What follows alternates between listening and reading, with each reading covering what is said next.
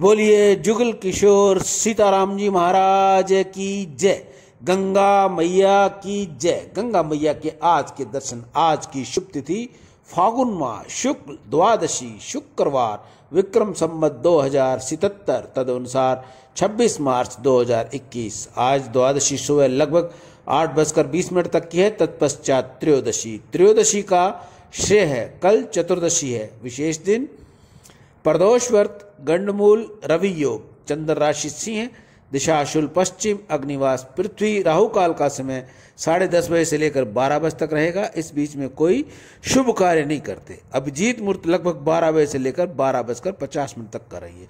बोलिए गंगा मैया की जय। नमामि गंगे हर हर गंगे। हे मेरे नाथ, मैं आपको भूलूं नहीं, ऐसा बार बार पुकारते रहिए, बार बार पुकारते रहिए।